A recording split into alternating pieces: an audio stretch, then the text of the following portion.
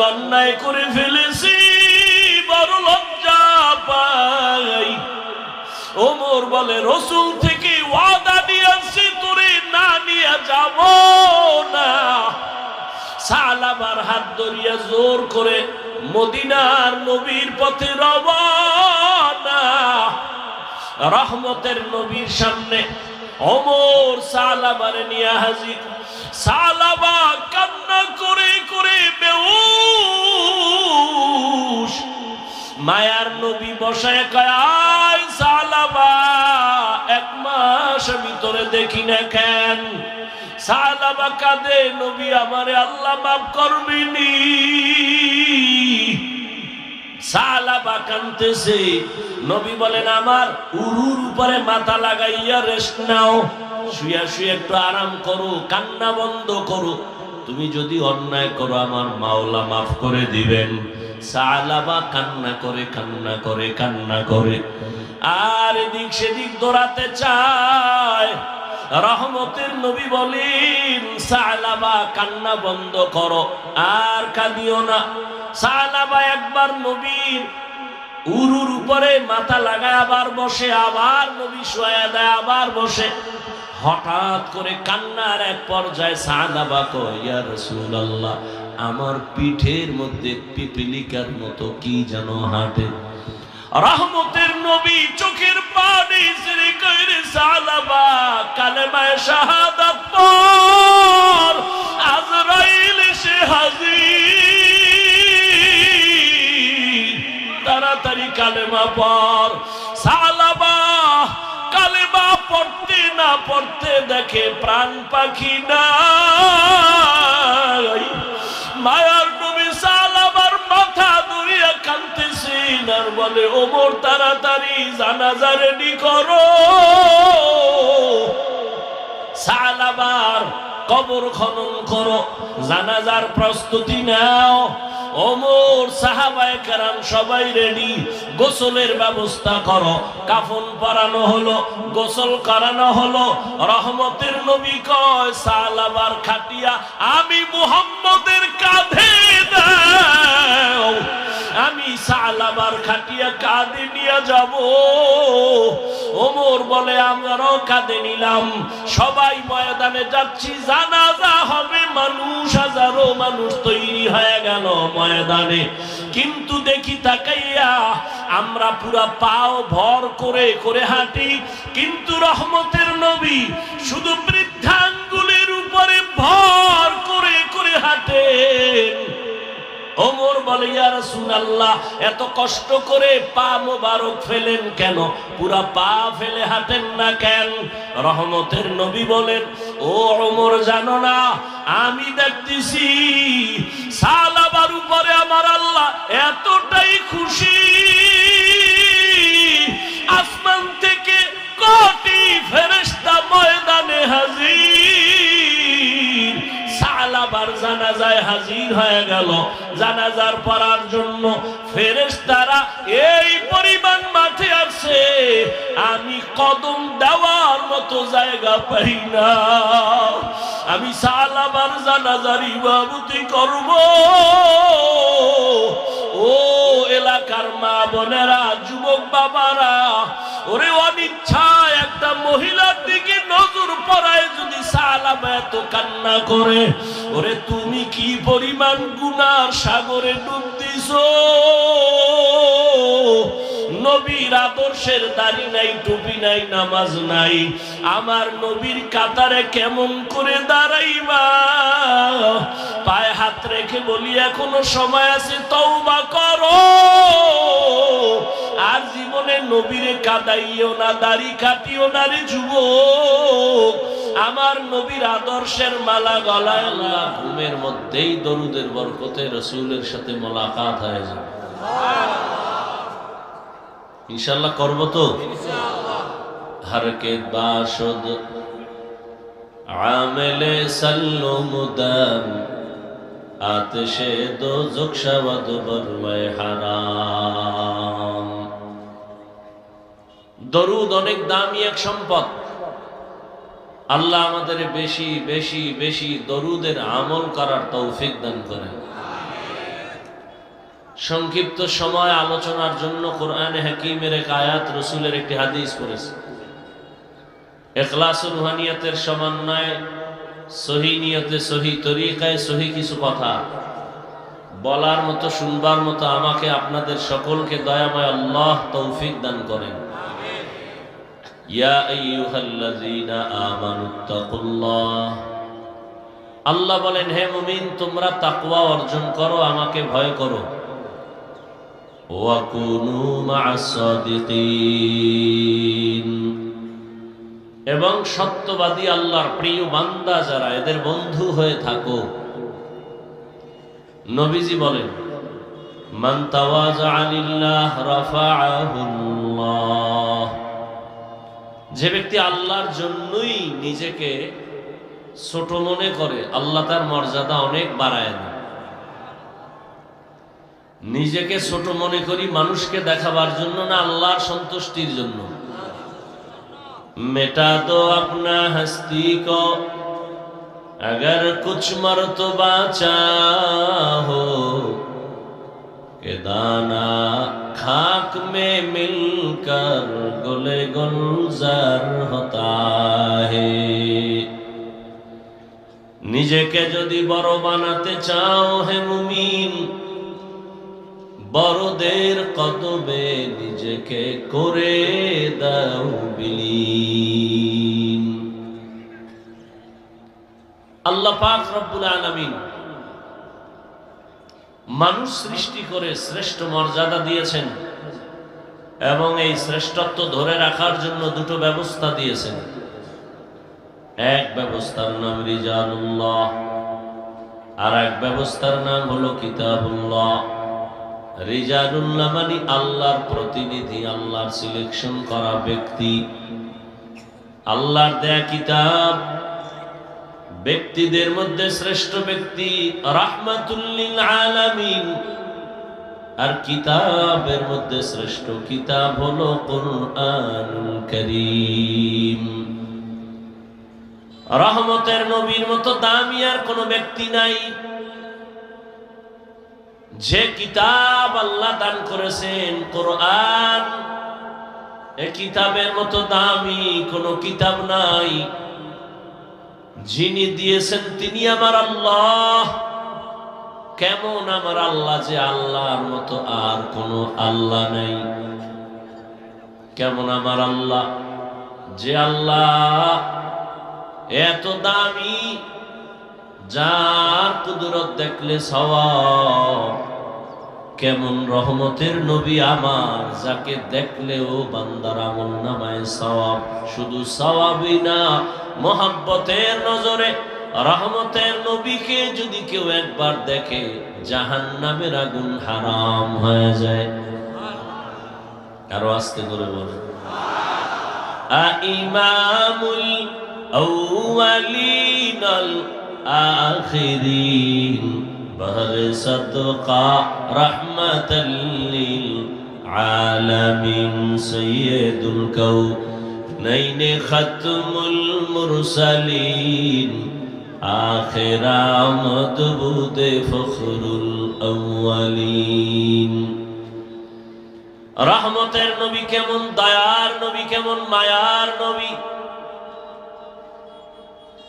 সারা জীবন যদি নবীর গুণগানের বয়ান চলে, বক্তা মরে যাবে, বয়ান মরবে না।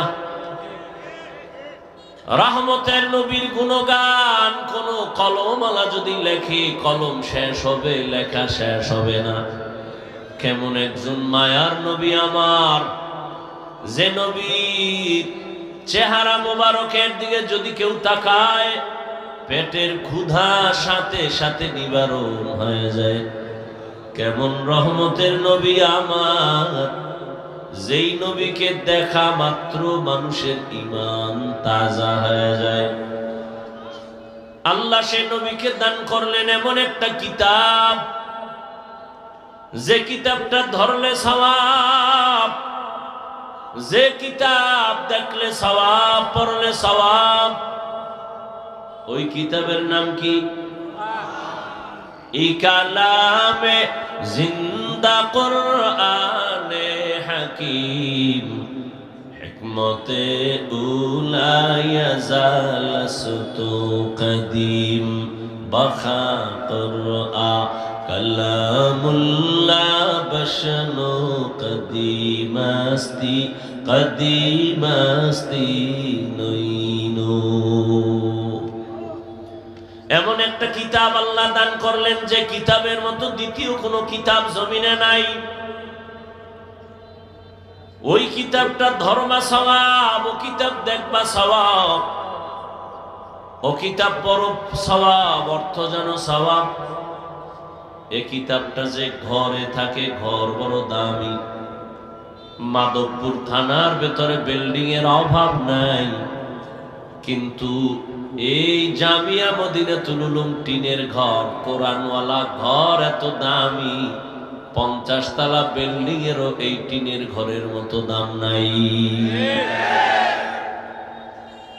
কোরআনের কারণে মজলিসের দাম। রহমতের নবী বলেন এই মজলিসটা কত দামি যে বসার সাথে সাথে জীবনের সব গুনাহ মাফ। রহমতের নবীর পবিত্র জবানের বাণী, এ ময়দান এখন বেহেশতের বাগান। রহমতের ফেরেশতারা পুরা ময়দানটাকে ঘেরাও করে আছেন।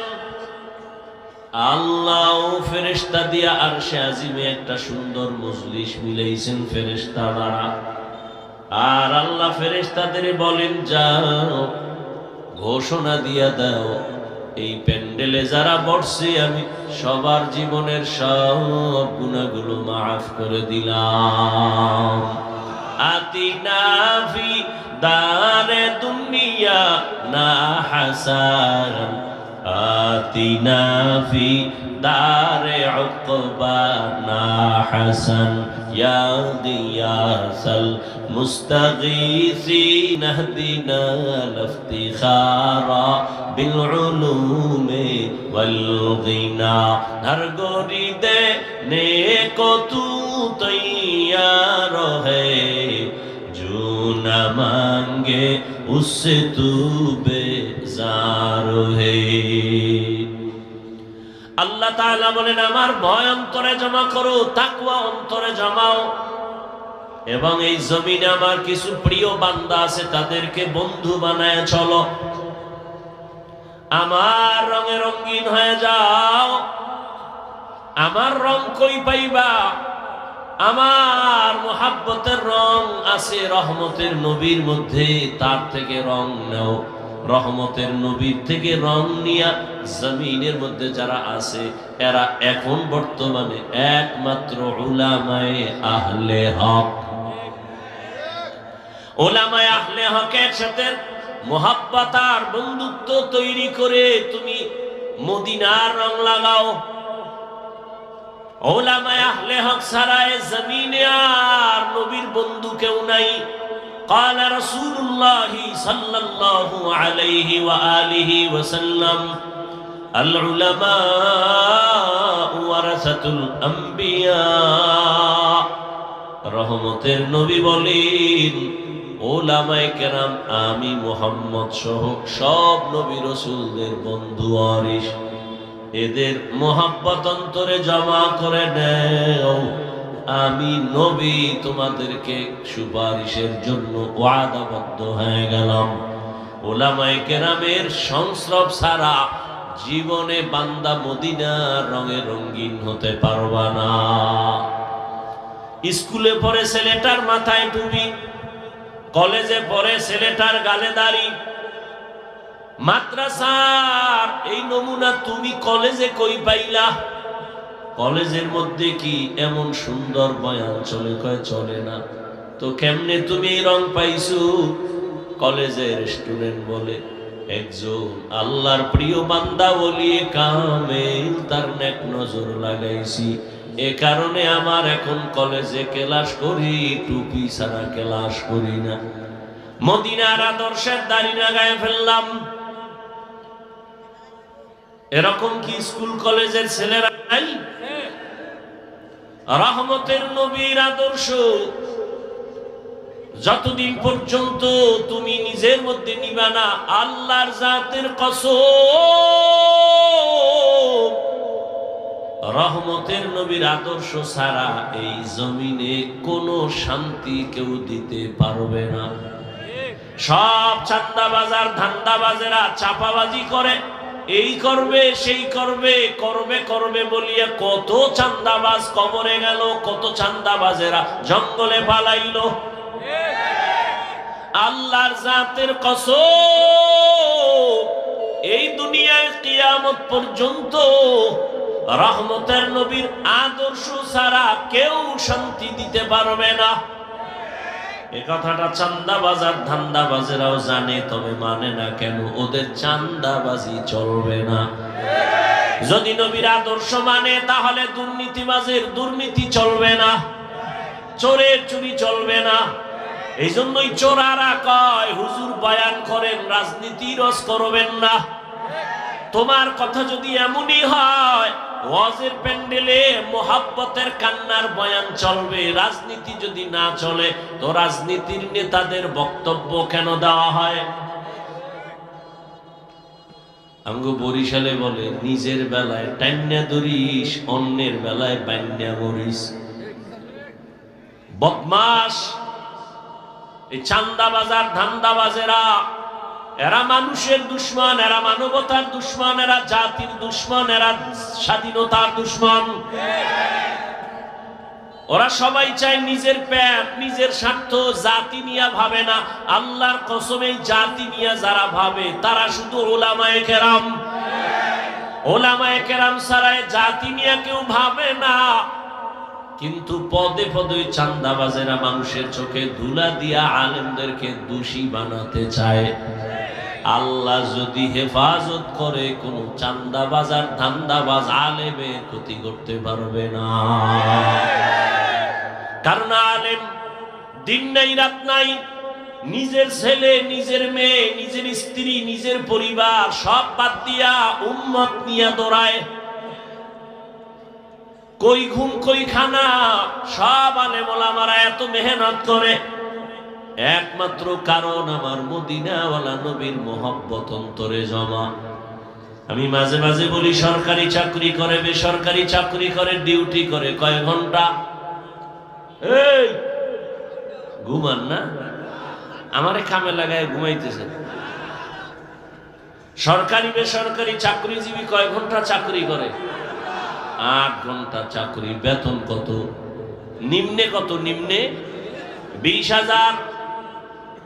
ডিউটি বলেন, একজন মসজিদের ইমাম, তার ডিউটি কয় ঘন্টা? বলেন না কেন? বেতন কত? কত? আরো কত মুক্তার দানা ভরে থাকে। আর একজন আলেম ইমামতি করে 24 ঘন্টা ডিউটি পালন করে, বেতন 5,000। সভাপতি দেয় মাসে 100, সেক্রেটারি 50, তাও ঠিক মতো দেয় না। মাঝে মাঝে ইমামের আবার ধমক দেয় রিক্সার ড্রাইভার।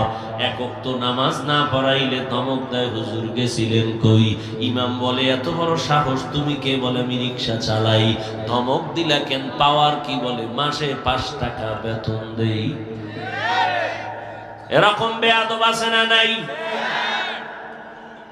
এরে আল্লাহর গোলাম, এই জন্য ওলামায়ে কেরাম টাকার পেছনে দৌড়ায় না। যদি দৌড়াইতো তাহলে 24 ঘন্টার সেকেন্ডের হিসাব করে করে টাকা নিত। কোনদিন আফসোস করে না, বরদোয়াও করে না, কত বেতন বাকি কিছু বলে না। আল্লাহর মোহাব্বত নিয়ে খেদমত করতেছে। এর কারণ একটাই, মদিনাওয়ালা নবীর আদর্শ তার ভেতরে। রহমতের নবী মক্কার জমিনে আসলেন এমন এক জায়গা, যে মানুষগুলো পৃথিবীর ইতিহাসে জাহেল, বড় চরিত্রহীন। এমন এক জায়গা মক্কার জমিনের মানুষ। রহমতের নবী এমন এক আদর্শ নিয়ে মক্কার জমিনে আসছেন। নবীর আদর্শ এক পর্যায়ে তারা গ্রহণ করিয়া চরিত্রহীন মানুষগুলো এত দামি হয়ে গেল। দয়াময় আল্লাহ লিস্টি দিয়া কয়, যাও জিবরাইল এই লিস্টি আমার রহমতের নবীরে দিয়া দাও। লিস্টির ভিতরে যাদের নাম আছে এরা সব বিনা হিসাবে জান্নাতি। যেই মক্কার মানুষগুলো এত খারাপ, সেই মানুষগুলোর উপরে চিঠি চলে আসলো, লিস্ট চলে আসলো, যে এই লিস্টিতে যাদের নাম এরা কি, কথা বলেন না কেন? এর মধ্যে 1 নম্বরে কার নাম? কার নাম? আবু বকর। দ্বিতীয় নাম হলো ওমর। যেই ওমর আমার নবীকে জবাই করার জন্য তরবারি নিয়ে দৌড়ায়, রহমতের নবীর চেহারা মুবারক দেখে সেই ওমর এতটা আশিক, রহমতের নবীর সামনে গিয়ে তরবারি ফালায় বলেন, ইয়া রাসূলুল্লাহ, আমারে কালেমা পড়ায় দেন, বেয়াদবি করে ফেলেছি, মাফ করে দেন। রহমতের নবীর ছোঁয়া পাইয়া ওমর এমন দামি হয়ে গেল, তরবারি হাতে নিয়ে দাঁড়ায় বলে, ইসলামের দুশমনেরা, মুহাম্মদের প্রয়োজন নাই, যদি কেউ কিছু বলতে চাও আমি ওমরের তরবারির সামনে দাঁড়ায় যাও। আল্লাহ সে ওমরকে নবীজির ছোঁয়া পাওয়ার কারণে এতটা দামি বানাইছেন, এখন ওমর যেই পথে চলে শয়তান ওখানে চলে না। যুবক ছেলেটা একটা মদের বোতল হাতে নিয়ে মদ পান করে, মস্তি করে আর রাস্তা দিয়ে যায়, হঠাৎ করে তাকায় দেখে অন্য রাস্তার মাথায় ওমর আসতেছে। যুবকের অন্তরে ভয়, ওমরের দেখে এতটা ভয়, যদি মদের বোতল ওমর দেখে আমার গলায় ছুরি লাগায় দিবে, তরবারি চলে কথার আগে। যুবক ডাকে, হে মালিক, দয়া করে তুমি আমাকে হেফাজত করো, আর মদ পান করব না। ওমর সামনে আইসা এবার ডাক দিয়ে কয়, যুবক, এই বোতলটা আমার হাতে দাও। যুবকের বোতলটা হাতে দিতে চায় না, যুবক কাঁপতেছে ভয়ে, বলে, কাঁপো কেন? ভয় নাই, বোতল দাও। যুবক বোতলটা হাতের মধ্যে যখন দিছে, ওমরে ফারুক বোতলটা হাতে নিয়ে তাকায় দেখে 1 ফোঁটা মদও নাই, পুরা বোতলটা সাদা দুধে ভরা। এখন মানুষ রহমতের নবীর আদর্শ কেমন? জীবনে নবী কোনদিন একটা মিথ্যা কথা বলেন নাই, কোনদিন আমার নবী কাউকে গালি দেন নাই, হাজারো গালি শুনছেন, নবী গালির জবাবও দেন নাই। আরো আশ্চর্য, রহমতের নবী কোনদিন দুটো চোখ মোবারক গরম করে কারো দিকে তাকান নাই। কেমন মায়ার নবী আমার! ওই নবী, তার আদর্শ পাইয়া ওমর দামি হয়ে গেল, আবু বকর দামি হয়ে গেল। এরে নবীর উম্মতের দল, ওই নবীর আদর্শ ছাড়া আমি কসম করে বলেছি জমিনের শান্তি কেউ দিতে পারবে না। আজকে নবীর আদর্শ যার কাছে নাই, তার মতো অশান্তিতে কেউ নাই। আর এত ভেজালে ভরা বাংলাদেশ, এরপরেও নবীর আদর্শ আমাদের কাছে যাদের আছে, আমাদের মতো শান্তিতে এইখানো জমিনে কেউ নাই। নবীজির আদর্শ নিয়ে যারা আছে, এদের মতো সম্মানে শান্তিতে এখনো কেউ নাই। এরে নবীর উম্মত, রহমতের নবী আমার এমন এক আদর্শ দিয়ে গেলেন, কিয়ামত পর্যন্ত নবী চ্যালেঞ্জ করে গেলেন, এই আদর্শ যদি তোমরা ধরে রাখো, জীবন চলে যাবে, কোনোদিন তোমার সম্মান আর ঈমান যাবে না।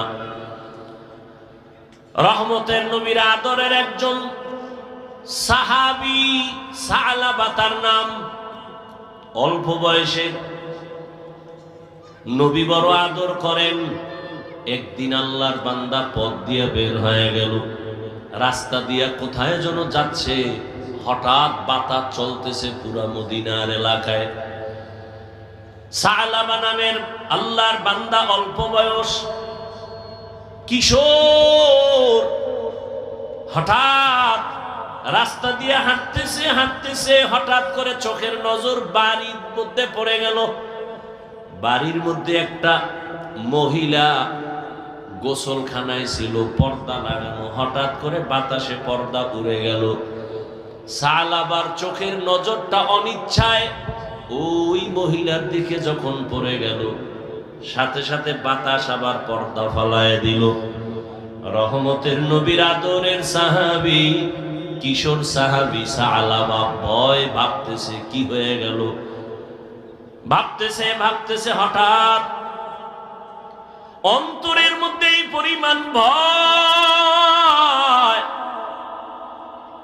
রহমতের নবী আমার এত আদরের, এত আদর করে, আমি তো ইচ্ছা করে ওই মহিলার দিয়ে তাকাই নাই, হঠাৎ করে নজর পড়ে গেল। আমার মাওলায় যদি নবীরে জানায় দেয়, আমি কেমনে নবীর সামনে লজ্জায় মুখ দেখাবো। ঢুকছে অন্তরে, ঢুইকা এমন ভাবে এটাকে ভাবাইল। সালাবা ভাবতে ভাবতে হঠাৎ চোখের পানি পড়া শুরু হয়ে গেল যে না, আমি এই অবস্থায় আমার নবীর সামনে যাব না। যদি আল্লাহ জিব্রাইলের দিয়া জানায় দেয়, ও জিব্রাইল নবীরে জানায় দাও সালাবা বেগানার দিকে নজর দিয়েছে, নবী এত আদর করেন, আমি সেই নবীর সামনে কেমনে দাঁড়াবো। কিশোর সাহাবী সিদ্ধান্ত নিল, আমি আর নবীর সামনে যাব না। সিদ্ধান্ত নিয়ে রওয়ানা, পার্শ্বে জঙ্গল আর পাহাড়ের দিয়ে চলে গেল। পাহাড়ে যাইয়া ওই সালাবা কিশোর সাহাবী কান্না করে, কান্না এত কান্না, একদিন, 2 দিন, 3 দিন চলে গেল। সালাবা পাহাড়ের চূড়ায় গিয়া কাঁদে, ও দয়ার মালিক, তুমি আমারে দয়া করে মাফ করে দাও, আমি রহমতের নবীর সামনে কেমনে দাঁড়াবো। চোখের পানি ছেড়ে পাহাড়ের ওই চূড়ায় গিয়া কান্না করে। ও আমার কলিজার যুবক, সারাটা রাত মোবাইল সামনে নিয়ে জেনা করতেছো, মোবাইলের দিকে তাকায় সারা রাত চোখের জেনা, কানের জেনা, জবানের জেনা, অন্তরের জেনা। আর ওই নবীর সাহাবী কিশোর সালাবা নবীর সামনে কেমনে দাঁড়াবেন। পাহাড়ে চলে গেলেন, ওই পাহাড়ের চূড়ায় কান্নার আওয়াজ। 1 দিন, 2 দিন, 3 দিন, এভাবে যেতে যেতে 1 মাস সালাবা নবীর কাছে নাই। 1 মাস পেরিয়ে যখন যায়, নবী একদিন ডানে বামে তাকায়, হঠাৎ করে সালাবার কথা মনে পড়ে। ওমরে ফারুকের ডেকে বলে, এই ওমর, সালাবারে দেখি না, কোথায় আমার আদরের সালাবা? সালাবার খবর নাই। ওমর সহ সব সাহাবায়ে কেরাম বলেন, ইয়া রাসূলুল্লাহ, আজকে প্রায় 1 মাসের বেশি সালাবারে দেখি না, কোথায় সালাবা? নবী কয়, ওমর যাও, জলদি করে যাও, সালাবারে খুঁজা তারপরে আমার সামনে নিয়ে আসো। মায়ার নবীর অন্তরের মোহাব্বতের টান কিশোর সালাবারে খুঁজতে বের হয়ে গেল। ওমর সহ অনেক সাহাবায়ে কেরাম, কোথাও পাওয়া যায় না। কই সালাবা? ঘুরতে ঘুরতে ওই পাহাড়ের পাদদেশে গিয়ে দেখে মানুষ। ও ভাই, তোমরা কি এখানে কোনো কিশোর ছেলে দেখছো সালাবা নামে? কয় না তো। ওমর বলে, হ্যাঁ বলো, খুঁজে বলো। একজনে কয়, হ্যাঁ, একটা ছেলে দেখছি প্রতিদিন সকাল 9-10টার দিকে এখানে আসে, পাহাড় থেকে নেমে হালকা কিছু খাইয়া আবার চলে যায়, দেখি তার চোখ গড়ায় শুধু পানি পড়ে। কান্না করে করে আসে, আবার কান্না করে করে চলে যায় পাহাড়ে। ওমর বলে, তো এখানে প্রতিদিন আসে? বলে, হ্যাঁ। ওমর বলে তো এখানে বসি, কালকে তো আসবে বলে আসবে। সাহাবা সহ ওমর বসে আছেন। ঠিক পরের দিন পাহাড় থেকে সালাবা নেমে আসতেছেন। এই সেই ওমরের দেখা ভয়। ওমর বলে কোনো ভয় নেই, সালাবা রে আজকে 40 দিনের কাছে হলো রসুল তোমারে দেখে না, নবীর অন্তরে মায়ার আগুন জ্বলে উঠছে, তাড়াতাড়ি চলো, রহমতের নবী আমাদের পাঠাইছে তোমাকে নেওয়ার জন্য। কি পরিমাণ ভালোবাসা! ওমর কান্না করে আর বলে রে সালাবা তোর কপাল ভালো, কারণ আমার মায়ার নবী তোমারে খুঁজতে পাঠাইছেন। সালাবা কাদের কয় ওমর ভাই আমি যাব না, নবীর সামনে কেমনে দাঁড়াবো, আমি অন্যায় করে ফেলেছি, বড় লজ্জা পাই। ওমর বলে রসুল থেকে ওয়াদা নিয়েছি তোরে না নিয়ে যাব না। সালাবার হাত ধরিয়া জোর করে মদিনার নবীর পথে রওনা। রহমতের নবীর সামনে ওমর সালাবারে নিয়ে হাজির। সালাবা কান্না করে করে বেহুশ। মায়ার নবী বসায় কয় আয় সালাবা, 1 মাস আমি তোরে দেখি না কেন? সালাবা কাঁদে, নবী আমারে আল্লাহ মাফ করবেনি। সালাবা কাঁদতেছে। নবী বলেন আমার উরুর উপরে মাথা লাগাইয়া রেস্ট নাও, শুয়ে শুয়ে একটু আরাম করো, কান্না বন্ধ করো, তুমি যদি অন্যায় করো আমার মাওলা মাফ করে দিবেন। সালাবা কান্না করে কান্না করে কান্না করে আর এদিক সেদিক দৌড়াতে চায়। রহমতের নবী বলেন সালাবা কান্না বন্ধ করো, আর কাঁদিও না। সালাবা একবার নবীর উরুর উপরে মাথা লাগায় আবার বসে, আবার নবী শুয়ে দেয় আবার বসে। হঠাৎ করে কান্নার এক পর্যায়ে সালাবা কয় ইয়া রাসূলুল্লাহ আমার পিঠের মধ্যে পিপিলিকার মতো কি যেন হাঁটে। রহমতের নবী চোখের পানি ছেড়ে কইরে সালাবা কালেমায়ে শাহাদাত পড়, আজরাইল এসে হাজির, তাড়াতাড়ি কালেমা পড়। সালাবা কালেমা পড়তে না পড়তে দেখে প্রাণ পাখি নাই। মায়ার নবী সালাবার মাথা ধরিয়া কাঁদতেছেন আর বলে ওমর তাড়াতাড়ি জানাজা রেডি করো। সালাবার কবর খনন করো, জানাজার প্রস্তুতি নাও। ওমর সাহাবায়ে কেরাম সবাই রেডি, গোসলের ব্যবস্থা করো। কাফন পরানো হলো, গোসল করানো হলো। রহমতের নবী কয় সালাবার খাটিয়া আমি মুহাম্মদের কাঁধে দাও, আমি সালাবার খাটিয়া কাঁধে নিয়ে যাব। ওমর বলে আমরাও কাঁধে নিলাম, সবাই ময়দানে যাচ্ছি, জানাজা হবে। মানুষ হাজারো মানুষ তৈরি হয়ে গেল ময়দানে, কিন্তু দেখি তাকাইয়া আমরা পুরা পাও ভর করে করে হাঁটি, কিন্তু রহমতের নবী শুধু বৃদ্ধাঙ্গুলের উপরে ভর করে করে হাঁটেন। ওমর বলে ইয়া রাসূলুল্লাহ এত কষ্ট করে পা মোবারক ফেলেন কেন, পুরা পা ফেলে হাঁটেন না কেন? রহমতের নবী বলেন ও ওমর জানো না আমি দেখতেছি সালাবার উপরে আমার আল্লাহ এতটাই খুশি, আসমান থেকে কোটি ফেরেশতা ময়দানে হাজির। সালাবার জানাজায় হাজির হয়ে গেল। জানাজার পড়ার জন্য ফেরেশতারা এই পরিমাণ মাঠে আছে, আমি কদম দেওয়ার মতো জায়গা পাই না। আমি সালাবার জানাজার ইমামতি করব।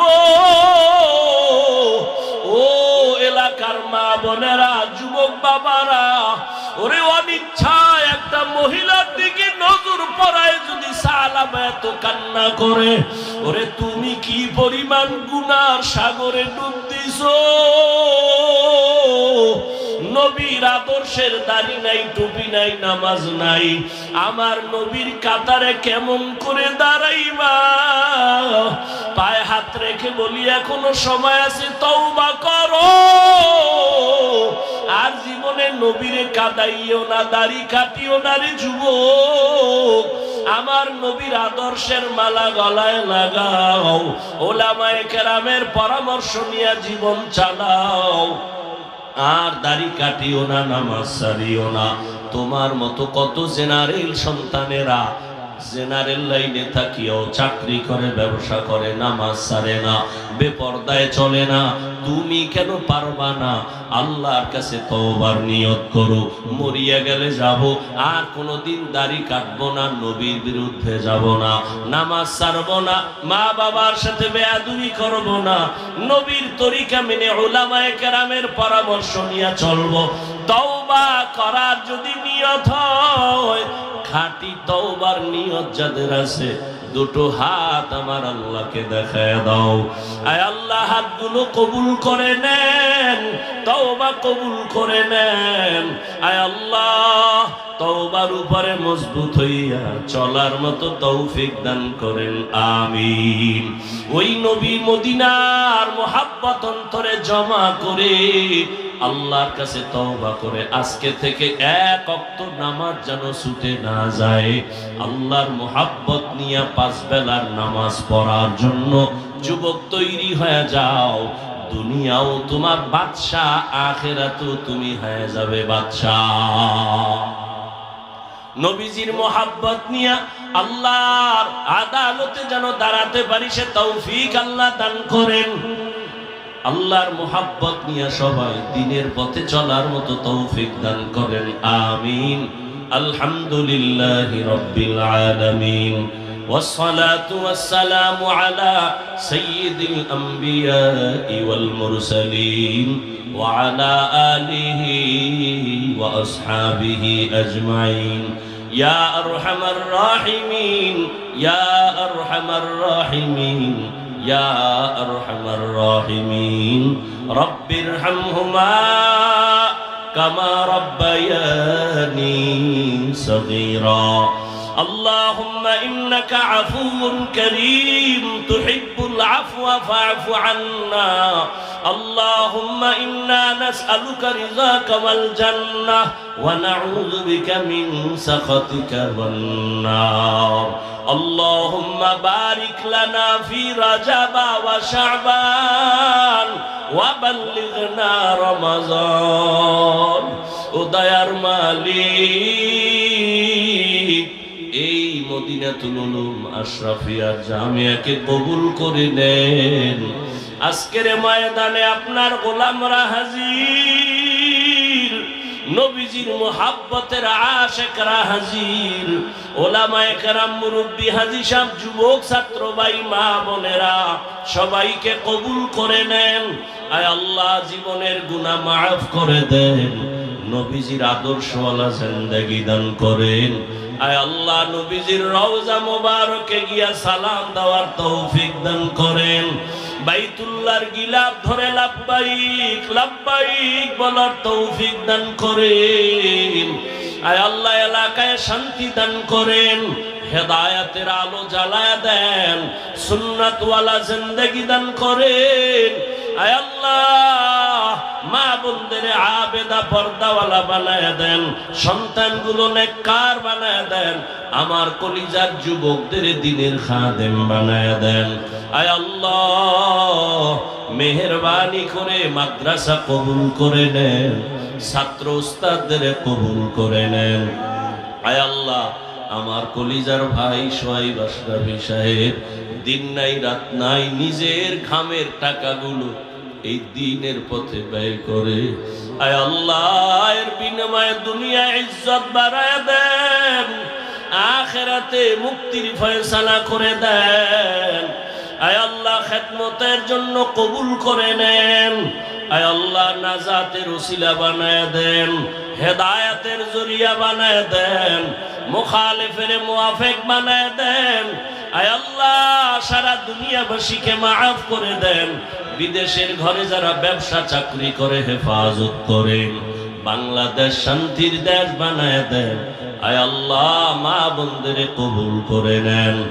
আমার যুবকদেরকে দিনের খাদেম বানায় দেন। মোবাইলের গুনাহের থেকে হেফাজত করেন আল্লাহ। মাদ্রাসা মসজিদ সহ সব শিক্ষা প্রতিষ্ঠান নবীর আদর্শে কবুল করে নেন। আয় আল্লাহ ইলম ও হিলম ও হিকমত আমলে বরকত দান করেন, ইজ্জতের জিন্দেগি দান করেন। আমরা যারা হাত তুলেছি জানি না ময়দানে কারা ইয়াতীম, জীবনে আর বাবা দেখবে না, বাবা বলে ডাক দিতে পারবে না, কে যেন মা হারা বড় অসহায়। আয় আল্লাহ মেহেরবানি করে সবার কবর জান্নাত বানায় দেন। যারা বেঁচে আছেন হায়াত বাড়ায় দেন। আয় আল্লাহ অসুস্থ যারা সুস্থতার নিয়ামত বাড়ায় দেন। মা বাবার নেক দোয়া আমাদের জন্য কবুল করে নেন। আয় আল্লাহ দাম্পত্য জীবন সবার সুখময় করে দেন। আয় আল্লাহ হালাল বরকতি রিজিক দান করেন, হারাম থেকে হেফাজত করেন, আদবওয়ালা বিনয়ী জিন্দেগি দান করেন। উলামায়ে আহলে হকের বিজয় দান করেন, বাতিলের মোকাবেলায় বিজয় দান করেন। বাতিলকে বাতিলের দ্বারা দমন করে দেন। বাতিলের নেফাকি জাহির করে মুমিনের ঈমান আমল হেফাজত করেন।